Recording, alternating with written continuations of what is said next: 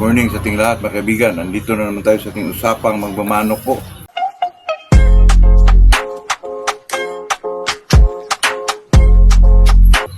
Kahapon mga kaibigan ay may nagtanong sa akin kung mayroon ba tayong available ng Golden Boy.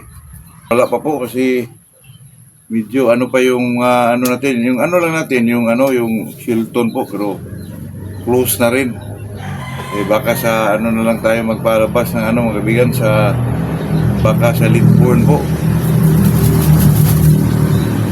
Kasi yun mga kaibigan balak kasi magpalabas ng mga cruises po kasi alam nyo na, may area na tayo doon paanuhan natin baka hindi natin masustain yun pag walang mga cruises kasi yung cruises mga kaibigan napakamura lang sa akin, 3.5 lang po at saka 3.10 mga kaibigan.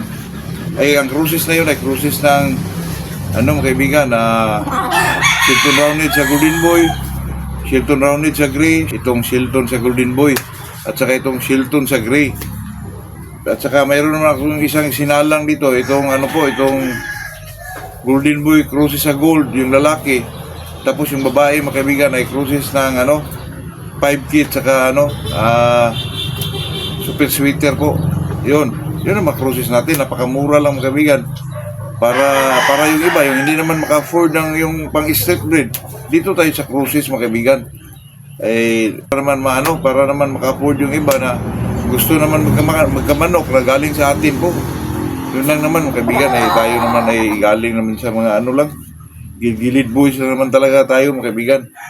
Itong topic natin ngayon ito lang pong yung kasi may nagtanong, kahit ako mga kaibigan, dati nalito rin ako nito na sa araw ng laban, ano ba talaga ipakain natin sa umaga? Kasi yung iba, pellets, yung iba crack corn, yung iba naman ay puti sa itlog lang. Yun ang sa umaga lang, mga kaibigan. Kasi naman ako, pag maglaban ako, maulutan man o maderby dyan, 5 grams lang po talaga, mga kaibigan. Kaya ako, di ako nahirapan pag ginagamit natin na Enervon B12 o Rubicon B22 kasi ang mga binibigay ko dyan, mga kaibigan, ay kahit sa Diophyte na katulad ng Enermax na talagang wala nang halo po, bigyan mo lang ng kunti mga kaibigan, 5 grams lang kasi napakakunti lang po. At saka yung naman wala namang mali dyan mga kaibigan, yung magpakain ka ng puro pellets, puro crack corn po sa akin dati mga kaibigan. Yung crack corn po ay isok ko yan sa tubig mga kaibigan, isok ko yan sa umaga, isok ko yan, pagdating ng hapon kunin ko yan. Parang mga kaibigan, ipauga ba? Para matuyo siya, ipatuyo. Tapos sa kinaumagahan, yun ang dalhin mo, yun nagpakain mo sa umaga po. Pero napakakunti lang mga kaibigan, kahit hindi nga umabot ng 5 grams mga kaibigan, napakakunti lang talaga. Kahit mga 10 piraso lang na mais, 10 piraso lang na pellets, wala namang mali dyan mga kaibigan sa pellets o crack corn man, puting itlog man, depende na lang kasi sa nyo yan, sa pag-obserba po. So sa akin mga kaibigan, mas kumpante po ako pag pellets kasi ang manok ay talaga kakainin niya lahat po. Hindi katulad ng crack corn, may iba kasing manok mga kaibigan na nabaguhan siya, medyo nanibago siya sa kulay ba yan o hindi siya nasanay, hindi kakainin yung crack corn mga kaibigan, totoo yan. Pero pag pellets mga kaibigan, talagang ubusin yan. Kaya sa akin, makampante po ako pag pellets lang kasi ubusin talaga sa manok. At saka itong mga Enermax, Enerton, talaga kakainin sa manok po. Kaya itong Diophyte naman kaibigan, wala nang problema dyan kasi at saka itong binababad na crack corn. Binababad mo yan sa umaga, sa gabi kunin mo para matuyo siya, ipatuyo mo. Tapos yun ay pakain mo sa kinaumugahan po mga kaibigan. Yun ang sa akin po, sa akin lang yun. Bigay ng kunti kasi ang Diophyte naman ng kaibigan, kahit ipakain mo dyan, basta makain lang yung manok, pira na lang sa mga yung ibang mga pagkain dyan ay hindi pang manok o pwede nga mga kaibigan, itong dog food, pwede yan kasi high protein din yan, bigyan nyo lang ng kunti. Kasi sa Diophyte naman mga kaibigan, sa akin naman, hindi ko naman pinainom ng tubig, lalo na pag sweeter ang manok ko, bigyan ko lang yan ng ang style ng kondisyon ko, yung sa mga multivitamins, bigyan lang yan ng Enermax. Tapos wala ng tubig. Pero kasi ako mga kaibigan, bago ko yan dalhin sa sabungan, 4 hours before na ko dalhin sa sabungan po, painumin ko yan ng 2 dips lang mga kaibigan, 2 dips, 1 dip, ganun.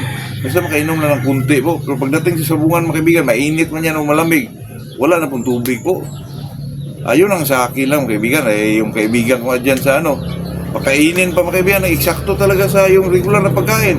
Painumin pa ng tubig. Mananalo pa rin, mga kaibigan, pero sa akin, mas maganda talaga yung medyo hindi marami ang laman ng butsi ng isang manok, mga kaibigan. Kasi pag lumalaban yan, parang bumabagal siguro isang manok. Katulad din yan ng tao. Busog isang tao, buwag-boxing ka, parang mahirapan kang kumikilos mo. Kaya parang gano'n na rin yun, mga kaibigan. Kumunsins lang talaga. Ang manok kasi, mga kaibigan, pag pinakain mo lang yan ng kunti, 5 grams o pitik-pitikan mo lang, tapos hindi uminom ng tubig 4 hours before dinala mo sa sabungan, talagang may mga kilos ang mga manok na yan. At saka medyo maliksi ang isang manok.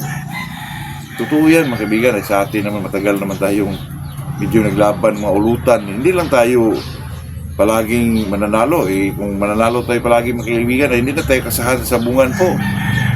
At saka mga kaibigan, yun talaga pinaka-importante sa DO5 po.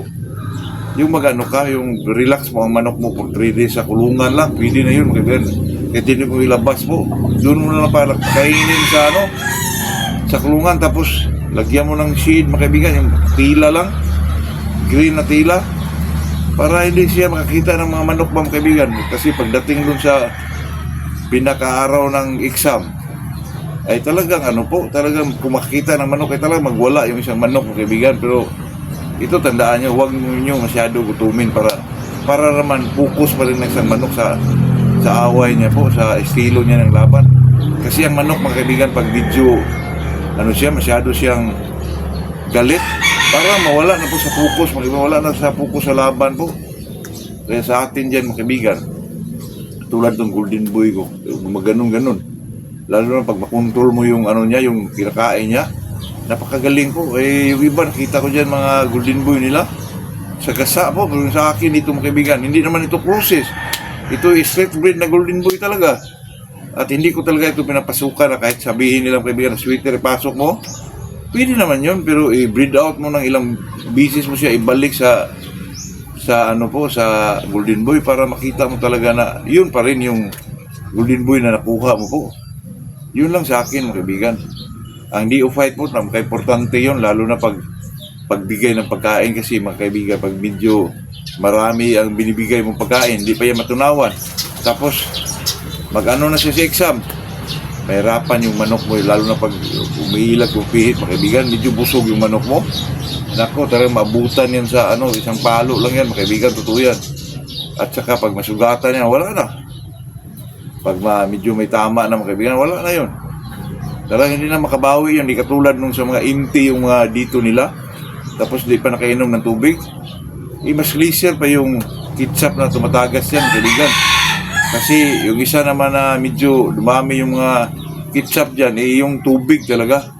Totoo yan, mga kaibigan. Pero pag ginamitan mo yan ng mga binimulak, naku, parang walang lumalabas. Mga kaibigan, totoo yan.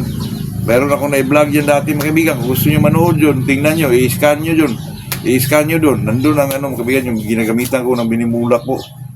Kung ngayon, di na po. Kasi parang napagod ako sila, mga kaibigan.